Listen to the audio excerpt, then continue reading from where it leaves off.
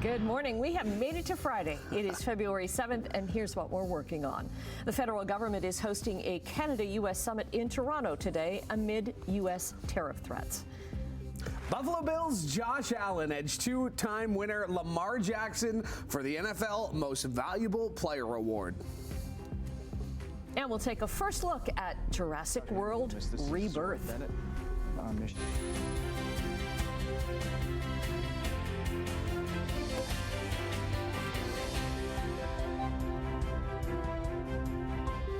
Okay, how was your drive in this morning? Was not great. No. Roads were just getting touched when I was on the road this morning, and the snow came down pretty, not significantly, but there were a few centimeters on the ground this morning, for sure. And that wind, and now it's blowing snow. We've got a lot of traffic behind you already, Steve.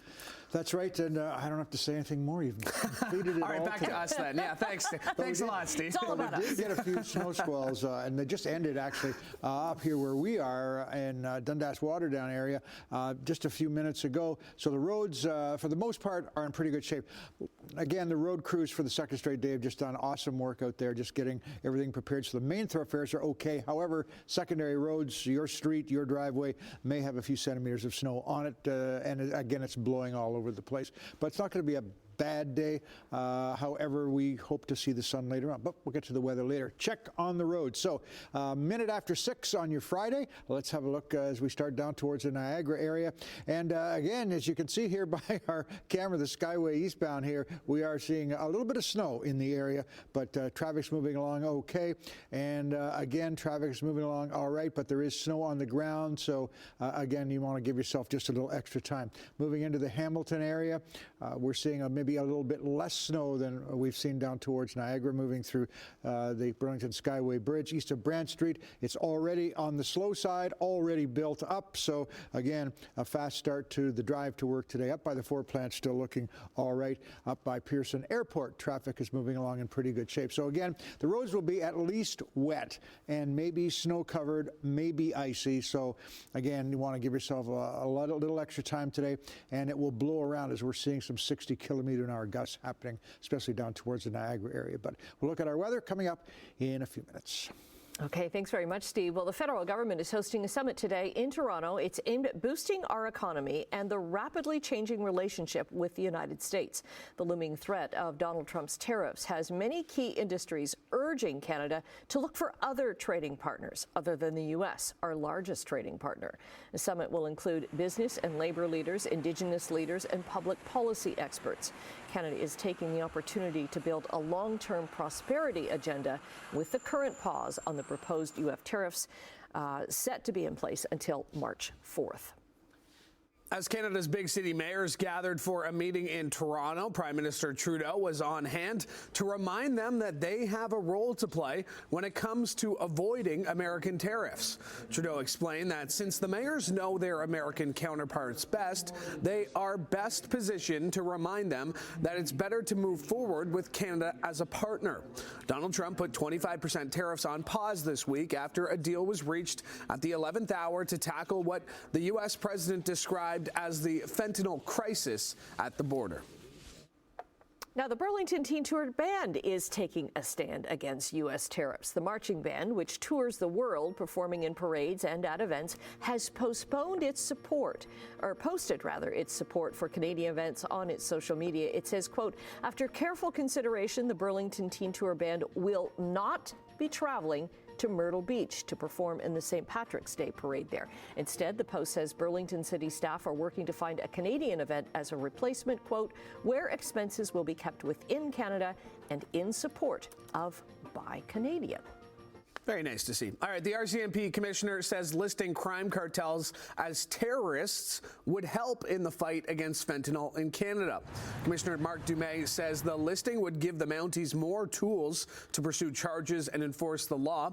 He says also appointing a national fentanyl czar would allow a single point person to have an overall picture of what's happening with the dangerous drug.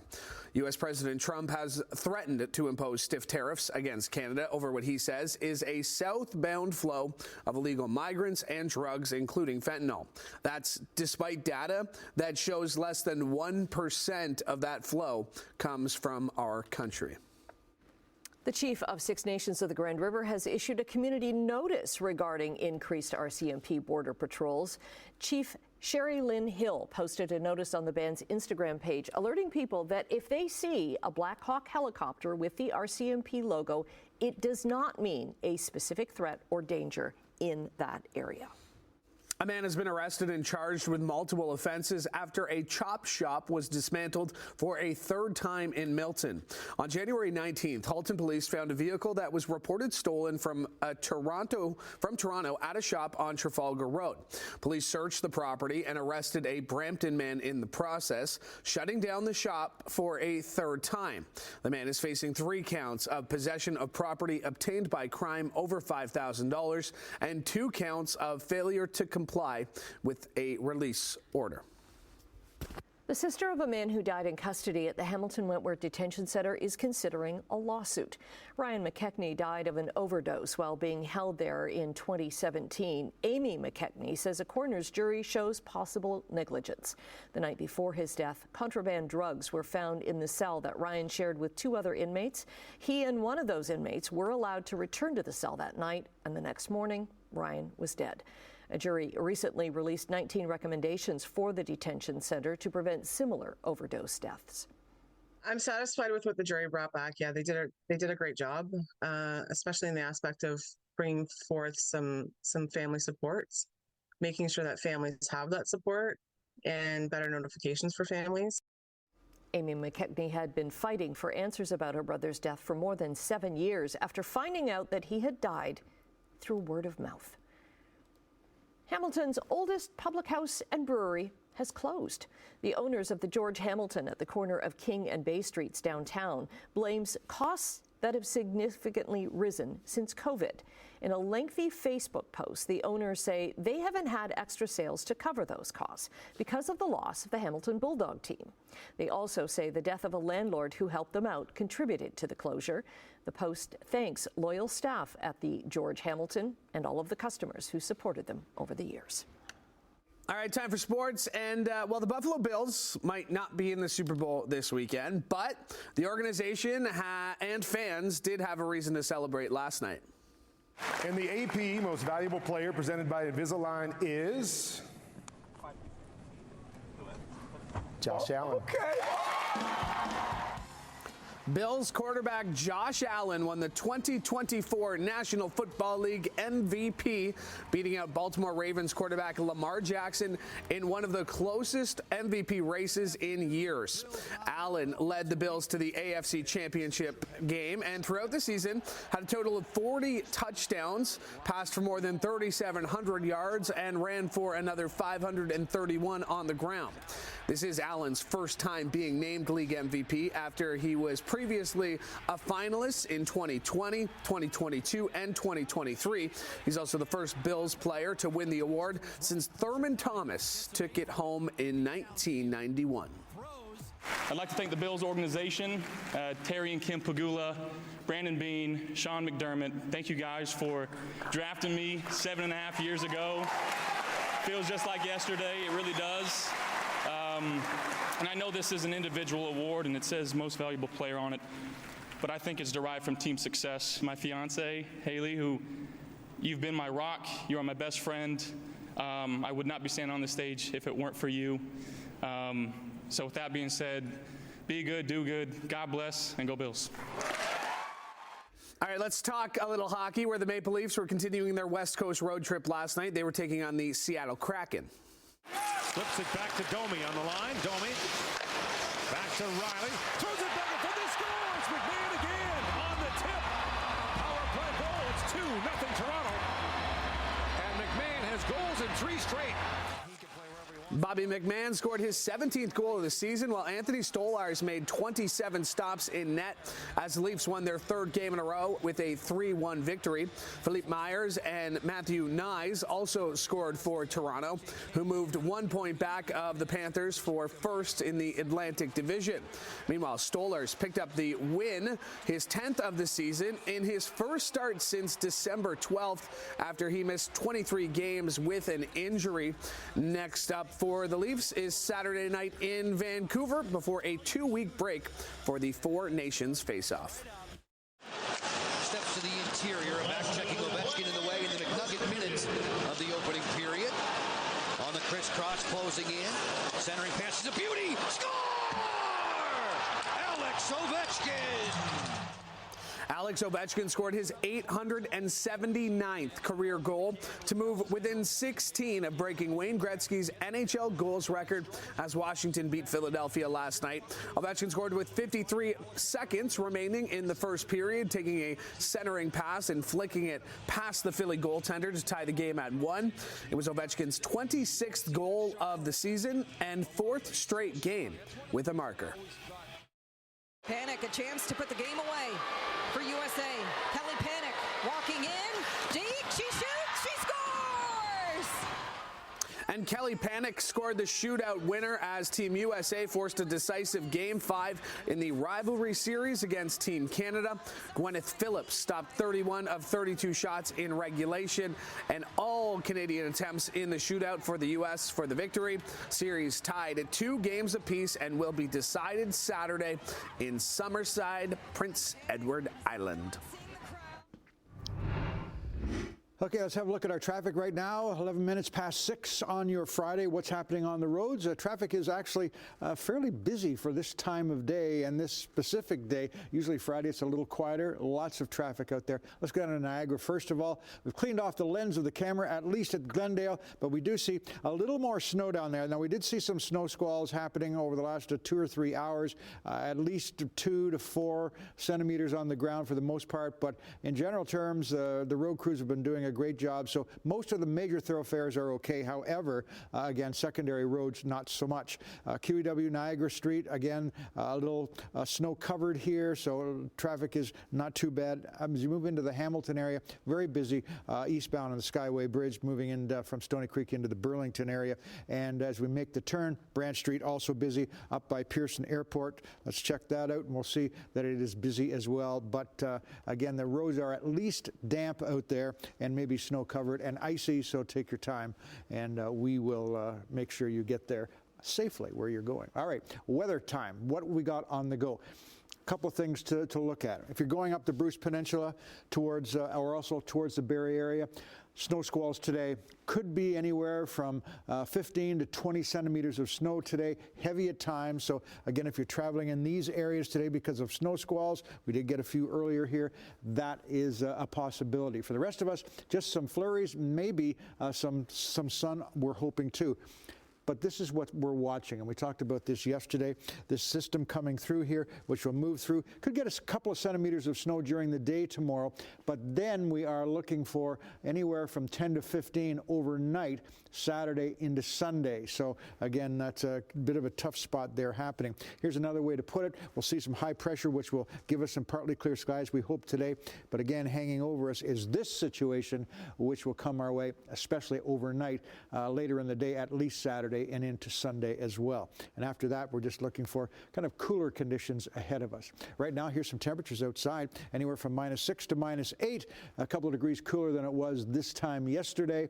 And your almanac for today, sun will be up at 7:29 a.m., down at 5:39 p.m. Hoping to see a little bit of sun, especially in the starting of the day. And then also we're looking for a little flurries into the afternoon, so that's possible as well. 50 kilometer an hour gusts, wind chill factor -14, so feeling a little cooler than it was yesterday, and -10 tonight, feeling like -16 with some cloudy periods. But Saturday night into Sunday, that's our tough spot as far as weather's concerned. That's it for now. Okay, coming up after the break, we're going to say good morning to Emily and a preview of what's to come in Chit Chat. As well, in business news, job numbers are due out this morning. We'll have the details of what analysts are forecasting. Hello to Emily Vukovic. What do you have coming up in Chit Chat this morning? Hi, good morning. We've got a brand new Jurassic World movie to talk about. Okay. Looks similar to the first 9, but a little different. I was going to ask, is that like, is 9 being a little facetious there? I don't know. Or, okay, all right, because we are up to, I think, at least 6 or 7 Jurassic Parks now. Maybe. Okay, we'll do the math. Somebody will do the math before Chit Chat. We'll figure it out. And this trailer came out a couple of days ago, but I need to show you because it looks so good. The Cobra Kai Season 6 Part 3 trailer is out. So I can attest. Yeah, I can attest to this. You have been talking about this literally all week. So I'm excited that you're finally going to get to it. I know. And we're going to talk about Lily Collins. Her husband has been fighting back with her surrogacy comments that have been floating around online. We will discuss. Okay. Okay. We're going to take a look at business figures right now because the Canadian dollar is down 3 basis points, now trading at 69.87 cents U.S. Gold is up $16, almost $17 an ounce actually. Crude is up 50 cents, just above $71 a barrel. Midday trading in Europe, markets are down in London, but up in Frankfurt, down a bit in Paris. Over in Asia, markets were down in Tokyo, but up in Hong Kong and Shanghai. And in North American markets, a rough day for the energy, technology, and telecom sectors. Dragged down results on Bay Street. The TSX lost 35 points. The Dow fell 125. The Nasdaq gained nearly 100. U.S. stock futures down slightly in pre-market trading this morning. And that's because it's a Jobs Friday. The latest unemployment numbers are coming out this morning. Economists expect that 25,000 jobs were lost across Canada in January. They're predicting a jump in the unemployment rate to 6.8%. Now, in December, 91,000 jobs were added across the country. If U.S. tariffs go ahead next month, TD economists predict the Canadian economy is going to go into a recession by the middle of the year, and they expect that the unemployment rate at that point will climb to 7%. Canada Post confirmed the layoffs earlier this week of almost 50 management employees across the country. Canada Post said in a statement that half of the impacted management employees were located in Ottawa, while the others were located in Toronto and across the country. Corporation said the decisions are never easy, but they reflect the critical financial situation Canada Post is currently facing. If you are about to rent an apartment, rates are at an 18-month low. The average asking rent across Canada dropped nearly 4.5% to $2,100. A monthly report by Rentals.ca and Urbanation says this is the fourth straight month of annual rent declines after 38 consecutive increases. They expect rents to lower in the next few months because of economic uncertainty. The average asking rent in Ontario, by the way, dropped 5.2% to $2,300 in January. Rogers Communications has filed a response to the Competition Bureau's allegations against the company of false advertising related to unlimited data plans. The Bureau alleged in December that Rogers ads create the false or misleading impression that the plans provide consumers with limitless data, but severely limited once a data cap is reached. It said data speeds are reduced or throttled by over 99% once a customer hits the cap. Rogers said in its response that the Bureau is unreasonably targeting the company for an advertising format that all other major telecom providers have also used. And the parent company of Bell Canada has posted a fourth quarter profit of $461 million. But while profits were up for BCE, operating revenue dropped. BCE's stock dropped 6% after the results were posted, likely due to concerns over the revenue decline and broader market volatility. Smartphone you love. Meanwhile, Amazon beat Wall Street expectations with a $20 billion profit and $187.8 billion in revenue for the fourth quarter. However, its stock dropped more than 4% in after-hours trading due to a weaker than expected forecast for the current quarter.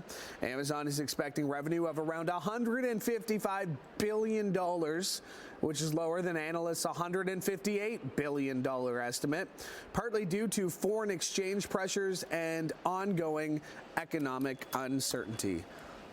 That is a lot of money. Yes. We're talking hundreds of billions of dollars in profit in quarter. So good for Amazon, I guess. All right.